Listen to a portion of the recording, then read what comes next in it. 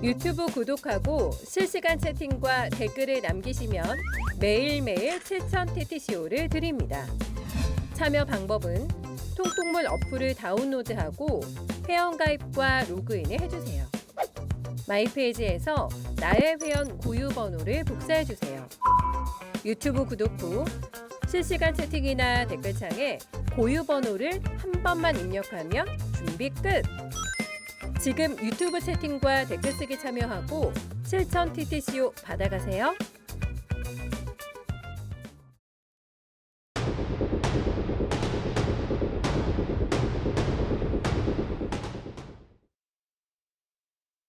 코스피가 올해 들어 7거래일째 연속 상승했습니다. 또 다시 종가 기준 최고치를 경신한 겁니다.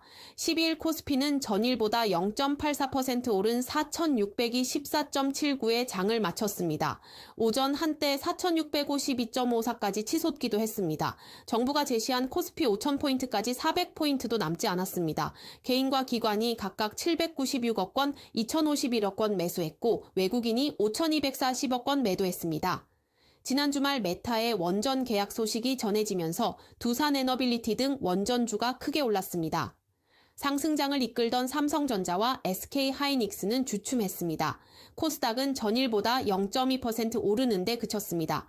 차익 실현 매물이 출회되면서 코스닥 주요 바이오 종목의 하락세가 컸습니다. 반면 원달러 환율은 장중 1,470원을 터치하며 지난해 연말 정부의 구두 개입에 나선 이후 최고치를 찍었습니다. 뉴스토마토 이보라입니다. 그야말로 불장입니다. 코스피가 연초부터 랠리를 이어가며 어제 4,620선에 안착했습니다. 이재명 대통령이 공약한 5,000선의 고지가 보입니다. 지난해 코스피는 세계 주요 증시 가운데 상승률 1위를 기록하기도 했습니다. 정권 교체 효과일까요? 관련해서 윤여민 LSK 파트너스 이사 그리고 유창희 유스탁 대표 두 분 모셨습니다. 반갑습니다. 안녕하십니까? 네, 안녕하십니까? 네. 자, 연초부터 코스피가 랠리를 이어가고 있습니다. 이 특징 관련해서 지금 대형주, 특히 반도체 주식들이 이끈다, 종목들이 이끈다 이런 건데 어떻게 봐야 됩니까? 지금의 시장상 어떤 부분부터? 예. 시장 상당히 좋은 것이죠. 그러니까 이게 과거하고 다른 점은 과거에는 이제 특정 섹터, 테마만 강하게 오르고 또 거기에 대한 어떤 상승이 끝나면 그 테마가 조정을 받으면서 증시가 같이 조정을 받는 흐름이었더라면 최근 1년 동안 증시를 보면 특정 섹터만 강한 게 아니에요. 시장 전체적으로 강하다고 보시면 될 것 같아요. 그러다 보니까 충분히 이것은 추가적인 상승을 보여줄 수 있는 힘이 있다라고 보고 있고, 네네. 뭐 특히 이제 시장을 주도하는 건 AI 반도체겠죠. 반도체 삼성전자 하이닉스가 굳건하게 실적에 대한 어떤 기대감들이 수반되면서 올라오고 있고, 이것이 이제 다른 섹터로도 이어지고 있다라는 것이죠. 뭐 최근 들어서는 이제 반도체라든지 이런 부분들로 옮겨지고 있고, 또 성장 모멘텀이 있는 뭐 로봇이라든지 또 에너지, 그러니까 원전 관련된 종목이겠죠. 뭐 이런 부분들로 계속 시장이 파급이 되고 있다는 걸 감안한다라면 지금은 일단 실적에 대한 어떤 기대감에 의해서 주가가 올라오는 것이기 때문에 충분히 이제 실적 발표가 끝나기 전까지는 이 상세가 좀 더 유지될 수 있다고 판단하고 있습니다. 그래서 저는 정말 빠르게 간다 그러면 1분기 후반이라든지 1분기에서 2분기 전후, 그러니까 한 3, 4월 정도에도 지금 같은 흐름이면 5,000포인트는 가능하다고 판단하고 있고, 뭐 5,000포인트가 아니라 미국 같은 경우는 어떻게 보면 2008년 서브프라임 모기지 사태가 발생하고 나서 네. 이게 이걸 잘 마무리하는데 한 3, 4년 걸렸거든요. 네네. 그리고 나서 지금까지 한 15년 정도 장기 랠리를 보여주고 있는데, 우리나라도 뭐 그 정도까지는 잘 모르겠습니다만은 뭐 작년에 많이 올랐으니까 올해 좀 오르다 빠지겠지라는 것보다는 뭐 연말까지 혹은 뭐 내년까지도 상승세가 조금 더 이어질 가능성을 대비하는 게 맞지 않을까 판단하고 있습니다. 연말까지 심지어 내년까지 상승세가 이어질 가능성이 있다. 자, 윤 이사님 이렇게 한번 물어보겠습니다. 지난해 초반까지만 해도 시장 전문가들은 한국 증시에 대해서 낙관적인 전망을 하신 분들이 그렇게 많지는 않았어요. 네, 맞습니다. 그렇죠.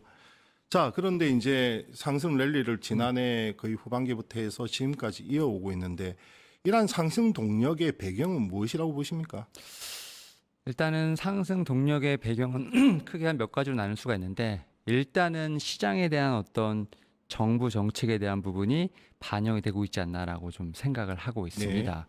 일단 아무래도 작년 6월에 확실히 좀 어떻게 보면 정권 교체가 되면서 그 전후로 해서 확실히 좀 시장에 대한 부양 의지가 좀 강했던 부분들이 시장에서 아무래도 긍정적인 요인으로 제가 볼 때는 적용하지 않았나 생각을 하고 있고요.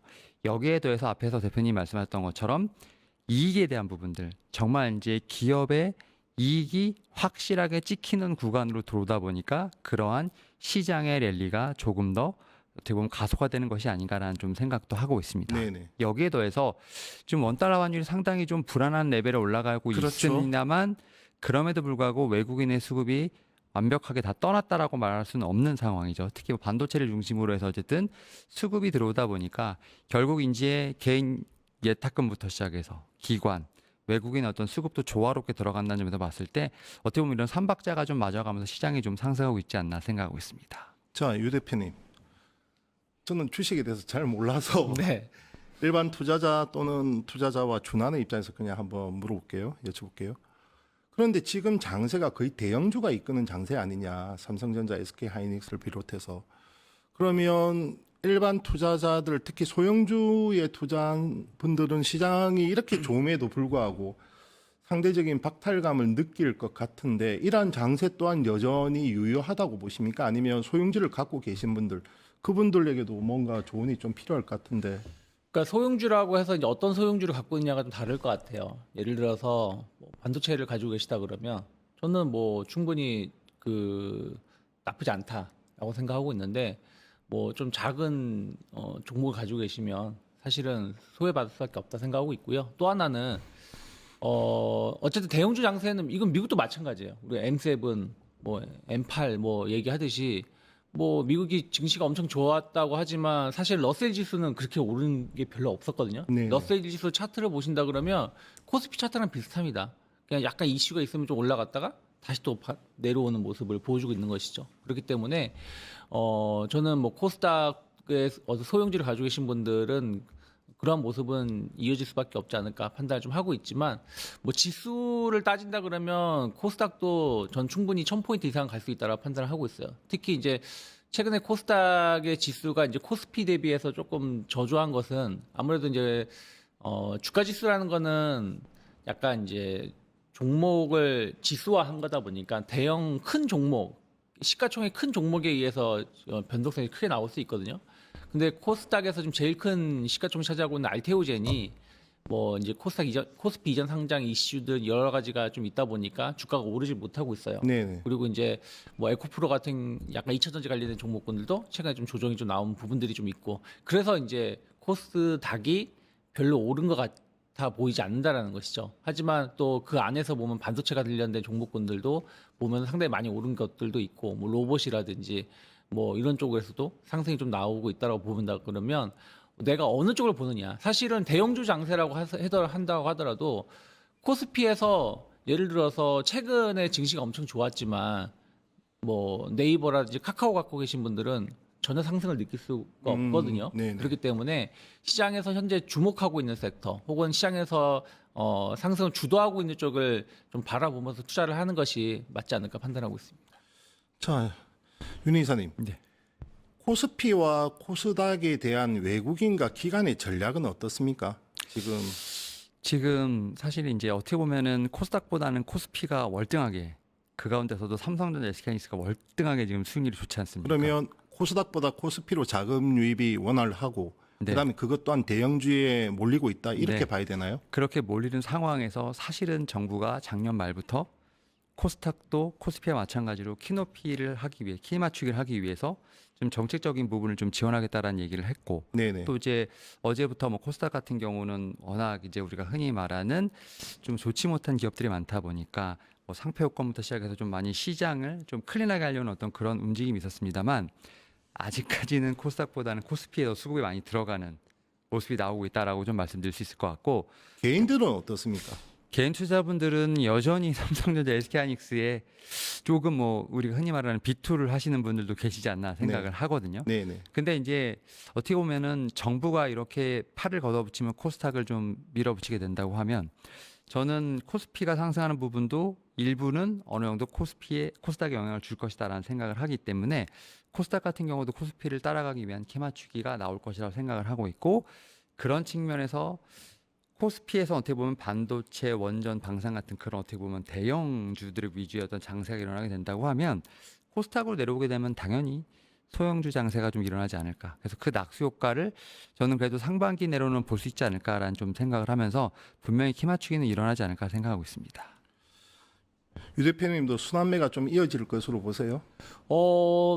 계속해서 지금 순환매가 잘 나오고 있거든요. 네네. 이게 작년에도 그랬고 그 올해도 지금 연초에 그런 모습이 이어지고 있는 것 같아요. 그러니까 이 순환매가 중요한 건 뭐냐면, 만약에 예를 들어서 삼성전자, 하이닉스는 최근 한 이번 주 지난주 후반부터 주가 흐름은 그렇게 좋은 편은 아니에요. 옆으로 횡보하고 있는 모습인데 혹은 조정이 나오기도 했었죠. 그럼 증시가 밀려야 되는데 증시가 안 밀리고 버티는 거는 그거를 대체할 수 있는 다른 업종에서 섹터가 상승이 들어오고 있다는 것이죠.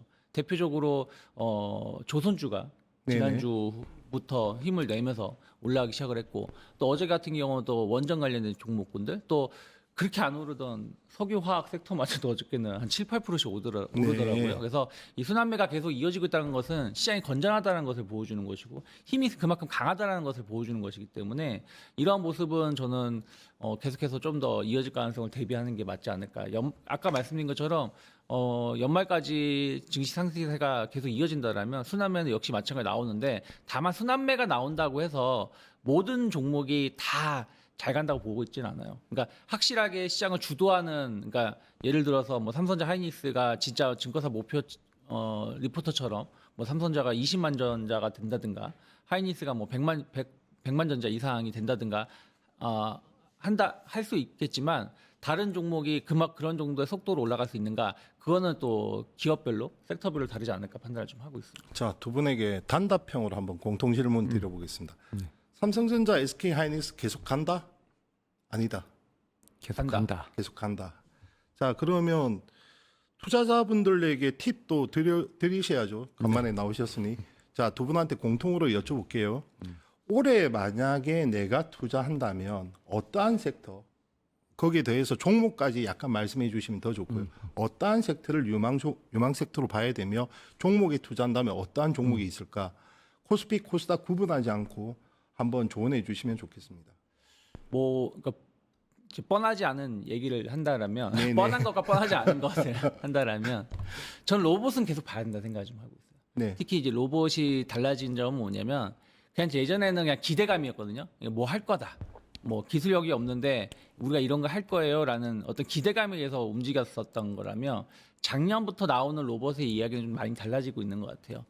실체가 있다라는 부분들, 이번에 현대차가 아트라스 관련해서 공개한 거 내용을 보면 우리나라가 이 정도였어? 저도 놀랐습니다. 네, 그러니까 네네. 사실은 우리나라는 그런 거 못 만들잖아 하면서 맨날 우리 스스로가 좀 폄하했었던 부분들이 있었는데, 그게 아니라는 게 확인되고 있다는 거죠. 그리고 작은 기업들도 이제는 매출이 나오고 있기 때문에 로봇은 올해도 상당히 좀 기대감을 가져갈 수 있지 않을까 생각을 좀 하고 있고요. 그 다음에 저는 에너지 쪽을 계속 봐야 된다 생각을 좀 하고 있어요. 그래서 원전 같은 경우도 사실은 그전에는 어떤 기대감에 의해서 주가가 올라온 거거든요. 무슨 말이냐면, 뭐 유럽에서 탈원전을 폐지하겠다, 미국에서 트럼프가 SMR 뭐 100기를 건설하겠다, 뭐 이런 부분들로 올라왔었다라면 이제는 실체를 보여줄 수 있다는 것이죠. 근데 그 실체가 지금 조금씩 나오고 있는 거거든요. 네네. 어저께도 뭐 메타가 한 6기가와트급의 원전을 스스로 만들겠다라고 했고, 그리고 이제 아마 다른 국가에서도 아마 연초 조금 지나면 이제 그런 로드맵이 발표가 될 거예요. 그런 부분들 관련해서 국내 관련된 업체들이 좀 수주에 대한 기대감들, 그리고 또 ESS 시장 관련해서 어떤 기대감들 감안한다면, 저는 에너지 쪽은 올해 상당히 중요한 섹터가 되지 않을까 판단을 좀 하고 있습니다. 자, 이사님은? 일단 기본적으로 반도체는 우리나라에서는 분명히 투자가 필요하지 않나라고 네네. 좀 생각을 하고 있고, 가장 중요한 이제 투톱이라 말씀드릴 수 있는 삼성전자, SK하이닉스, 네. 물론 많이 올랐지만 더 올라갈 수 있다라는 전제하에 제가 볼 때 그 두 종목을 기준으로 봐야 되지 않을까 생각을 합니다. 그리고 사실 이 두 종목 같은 경우가 아웃퍼폼을 하고 있습니다만 소부장 내에서 봤을 때 우리가 흔히 말하는 반도체 그 밑에 있는 네네. 종목들을 봤을 때 확실히 순환매가 막 일어난다고 보긴 힘들어요. 뭐 약간 메모리 사이클 같은 어떻게 보면 영업이익에 관련된 종목들이 있습니다만 그런 종목들이 이제는 순환매가 조금씩은 나타나고 있는 상황이고 그런 가운데 뭐 삼성 파운드리라든지 삼성 팹과 관련된 제가 볼 때는 설비 투자가 이루어지게 된다고 하면 그와 관련된 장비라든지 뭐 설계와 관련된 종목들이 조금 움직일 수 있는 가능성이 있다라고 좀 말씀드릴 수 있을 것 같고요. 그런 측면에서 반도체를 좀 올해 한 해 보되 두 번째로 볼 것은 저는 이제 코스닥 쪽에서 봤을 때는 이제 제약바이오가 아닐까 생각을 합니다. 일단 뭐 지금 미국 시장 뭐 계속 얘기가 나오고 있습니다만 어쨌든 금리 인하가 목표인 상황이죠. 결국 네네. 이제 미국도 결국은 경기를 부양하기 위해서 금리 인하를 낮춰야 되는 상황이기 때문에 결국 금리 인하가 된다고 했을 때 가장 수혜로 볼 수 있는 것이 바로 뭐 로봇도 있겠습니다만 뭐 제약바이오. 결국 이제 돈을 많이 빌려서 써야 되는 상황에서 금리가 낮아야 되는 어떤 그런 환경이 만들어지게 된다면 그런 측면에서 저는 이제 금리 인하와 관련된 쪽에서 봤을 때 뭐 삼성 바이오로직스라든지 셀트리오 같은 좀 대형주를 좀 중심으로 해서 그 밑에 단에 뭐 기술주와 관련된 종목들을 좀 같이 한번 보시면서 반도체 그리고 제약바이오를 좀 두 축으로 보면 어떨까라고 좀 말씀드려볼 수 있을 것 같습니다. 어떻습니까? 도움이 좀 되셨습니까? 연일 치솟고 있는 코스피 불장 관련해서 두 분 전문가 윤여민 LSK 파트너스 이사 그리고 유창희 유스탁 대표 두 분 모시고 얘기 나눴습니다. 감사합니다. 네, 감사합니다. 유튜브 구독하고 실시간 채팅과 댓글을 남기시면 매일매일 7,000TTCO를 드립니다. 참여 방법은 통통물 어플을 다운로드하고 회원가입과 로그인을 해주세요. 마이페이지에서 나의 회원 고유 번호를 복사해주세요. 유튜브 구독 후 실시간 채팅이나 댓글창에 고유 번호를 한 번만 입력하면 준비 끝! 지금 유튜브 채팅과 댓글 쓰기 참여하고 실천 TTCO 받아가세요.